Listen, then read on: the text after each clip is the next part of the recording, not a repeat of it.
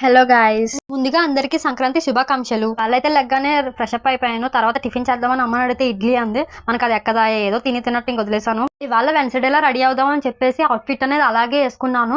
So ఇంకా మా ఇంట్లో నన్ను మామూలుగా ఆడేసుకోలేదు. ఇంకా మార్నింగే మా చెల్లింటికి వెళ్ళాను. అది ఇంకా జడ వేసుకోలేదు అంది. సరే అనేసి దానికి జడ వేసాను. జడ ఎలా ఉందో కామెంట్ చేయండి. కాసేపు ఆడుకున్న తర్వాత ఇంటికైతే వచ్చేసాను అనమాట. ఇంతలోగా హరిదాస్ గారు వచ్చారు. ఇంకా అతని దగ్గరికి వెళ్ళి దండం పెట్టుకున్నాం అనమాట. అతనేమో చూసి నవ్వుతున్నారు మమ్మల్ని. వీడియో తీస్తున్నానని చెప్పి నవ్వుతున్నారు అతను. ఈ పప్పును అనేది క్లీన్ చేస్తున్నారు అనమాట మా పిన్నాళ్ళు రేపటికి సున్నుండలు చేయడం కోసం. ఇంకా అమ్మమ్మ అయితే పప్పు కట్టడం స్టార్ట్ చేసింది. ఎందుకంటే గారెలు వేద్దామని చెప్పేసి మా పిన్నేమో ప్యానం పెట్టింది నిన్నట్లాగా రెడీగా.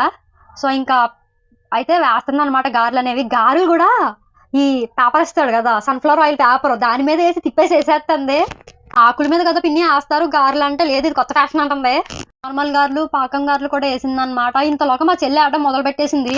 రీజన్ లేదు, ఎందుకు ఎడుతున్నావు అంటే ఎడుతుంది. వీడియో తిట్టున్నాను ఇంకా ఎడుతుంది. దగ్గరికి వెళ్ళి ఇంకా గట్టిగా ఏడు, ఏదో యాక్టింగ్ నేర్పిస్తారు కదా, ఏడు అని అలా ఏడుతుంది. గొప్ప పెట్టి ఏడ్చేసింది. రీజన్ అయితే చెప్పలేదు. చివరిదాకా 2 గంటలు ఏడిసింది అలాగా. ఇంతలోగా మా అమ్మమ్మ రాదు గేదెల దగ్గరికి వెళ్దాం అనేసి ఓదార్చి తీసుకెళ్లిపోయింది. చిన్న గీతను కనడానికి వెళ్తానని చెప్పేసి వెళ్ళింది కూడా చేలోకి. సో ఇంక ఇదంతా అయిపోయిన తర్వాత ఈవినింగ్ అయితే షాపింగ్కి వెళ్ళాం. సో స్లిప్పర్స్ అనేది తీసుకుని వచ్చాను అనమాట. సో ఇవాళ నా డే అనేది ఇలా కంప్లీట్ అయింది. మళ్ళీ రేపు కలుద్దాం.